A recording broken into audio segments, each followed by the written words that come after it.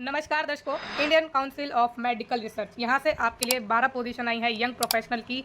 और ये जो आईसीएमआर है उसके बारे में मैं आपको थोड़ा सा बता दूं कि ये एक ऑटोनोमस ऑर्गेनाइजेशन है under department of health research, ministry of health and family welfare, government of India. इसमें आपको ऑनलाइन एप्लीकेशन ये इन्वाइट कर रहे हैं। प्रेस्क्राइब फॉर्म जो आपका परफॉर्मा है एप्लीकेशन का वो इन्होंने एनेक्स 1 में जोड़ा है, तो आप नीचे देख लेंगे जब हम आगे बढ़ेंगे। और ऑनलाइन एप्लीकेशन फॉर्म इसमें आपको भरना है, ऑफलाइन नहीं भरना है। ये बस परफॉर्मा दिया है कि इस तरह का कुछ फॉर्म होगा। अगर ऑफलाइन का कुछ है तो वो भी हम इसमें डिस्कस करेंगे, ठीक है। एप्लीकेशन प्रोसेस आपका देखेंगे ढंग से कि क्या है। अब इसमें आपकी एंगेजमेंट की बात करें कि कहाँ पर होगी लोकेशन आपके काम करने की, तो आईसीएमआर के हेडक्वार्टर जो कि न्यू दिल्ली में है वहाँ पर आपको इसमें पोस्टिंग मिलने वाली है। टोटल जैसा कि मैंने आपको बताया 12 वैकेंसी है। और यंग प्रोफेशनल एडमिन इसमें 5 वैकेंसी आई हैं। यंग प्रोफेशनल 2, ठीक है, ये 1 वाला है और ये 2, ये एडमिन है। 6 वैकेंसी आई हैं। और यंग प्रोफेशनल 2 आईटी में 1 वैकेंसी है। लास्ट डेट की बात करें ऑनलाइन एप्लीकेशन फॉर्म भरने की तो 30 जून शाम के 5:30 बजे तक है, ठीक है। रात के 12 बजे तक नहीं है, 5:30 बजे तक है, ध्यान रखिएगा। और selected candidate shall be posted at ICMR headquarter new Delhi, जैसा कि मैंने आपको ऑलरेडी इन्फॉर्म ये कर दिया है।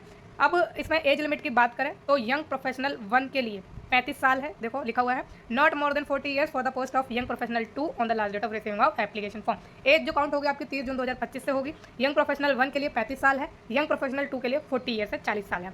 यंग प्रोफेशनल 1 एडमिन में बात करें कि एसेंशियल क्वालिफिकेशन क्या मांगी है, तो ग्रेजुएशन मांगी है आपसे किसी भी डिसिप्लिन में, चाहे वो आर्ट्स का हो, कॉमर्स का हो या साइंस का हो। 55% मार्क्स उसमें आपके होने चाहिए, रिकॉग्नाइज यूनिवर्सिटी या कॉलेज से आपने की हो, with minimum 1 year of post qualification experience in relevant field या सब्जेक्ट। तो इसमें आपको 1 साल का एक्सपीरियंस भी चाहिए। डिजायरेबल है कि अगर आपने IT application, virtual meeting platform and computer skill आपको आती है, टैली वगैरह, एमएस एक्सेल वगैरह, तो आपको इसमें प्रेफरेंस मिल जाएगी। अब यहाँ पर अगर आपके पास 1 आध महीने का कम भी एक्सपीरियंस है तब भी आप इसमें फॉर्म आराम से भरिए, ठीक है। अगर वो मैंडेटरी नहीं कर रहा है कि आपको 1 साल का ही चाहिए, क्योंकि ऑनलाइन एप्लीकेशन फॉर्म है तो ऐसा होगा कोडिंग में अगर वो सेट कर दे ऐसा कि 1 साल से कम नहीं ले रहे तो उसमें आपका थोड़ा बैड लक हो सकता है। बट अगर वो 1 साल से थोड़ा कम चला रहे हैं ऑनलाइन एप्लीकेशन फॉर्म में तो आप जरूर भरिएगा, क्योंकि चांसेस इसमें पूरे होते हैं सेलेक्ट होने के। आपकी जो नॉलेज है उसके बेस पर इसमें सिलेक्शन होगा।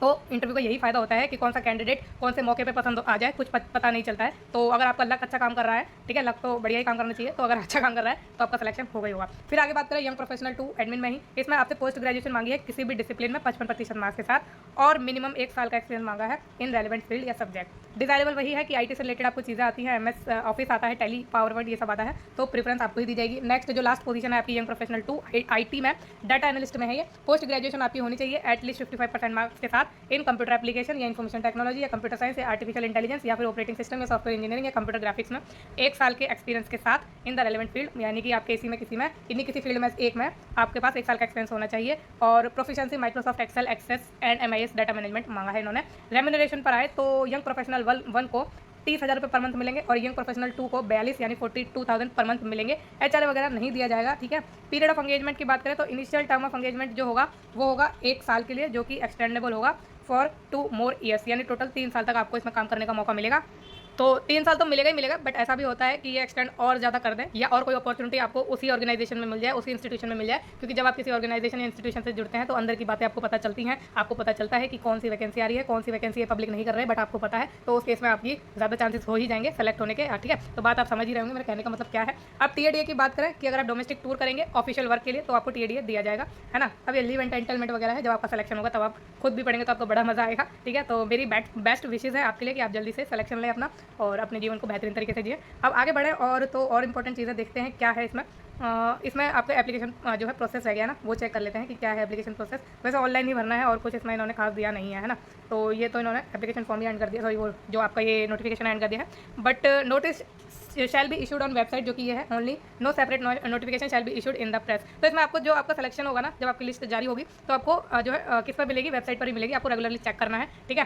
तो एक पीरियड में आप चेक करते रहिएगा कि आपका नाम आ रहा है उसमें, ठीक है। तो बड़े अब थोड़ा और आगे तो जान लेते हैं कि और क्या चीज़ें इंपॉर्टेंट है। इनकम्प्लीट आपको रखना नहीं है और तो इसमें आप कुछ खास आई थिंक बचा नहीं है। एज लिमिट मैंने आपको बता दी है और सारी चीज़ें मैंने आपको बता ही दी है ना। तो एप्लीकेशन प्रोसेस इसमें सिंपल है, ऑनलाइन ही फॉर्म आपको भरना है और कुछ तरीके से आपको नहीं करना है। तो shortlisting of candidate for interview shall be done on the basis of educational qualification and experience. तो आपकी जो एजुकेशन क्वालिफिकेशन है और जो आपका एक्सपीरियंस है उसके बेस पर आपका जो फॉर्म है शॉर्टलिस्ट होगा। तो हो सकता है कि इसमें कम एक्सपीरियंस वालों को भी फॉर्म भरने का मौका मिल रहा है, तो डेफिनेटली आप एक बार चेक जरूर करिएगा।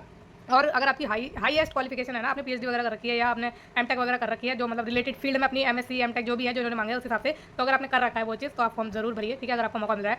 और अगर नेसेसरी हुआ तो रिटर्न टेस्ट ले सकते हैं, जैसे ज़्यादा अगर एप्लीकेशन फॉर्म आए उस केस में, बाकी नहीं लेंगे, इंटरव्यू ही होगा आपका, है ना। तो ठीक है, अब हम सारी चीज़ें जो है इसमें कवर कर चुके हैं। अगर आपका कोई डाउट है तो आप मुझसे डेफिनेटली पूछ सकते हैं, है ना।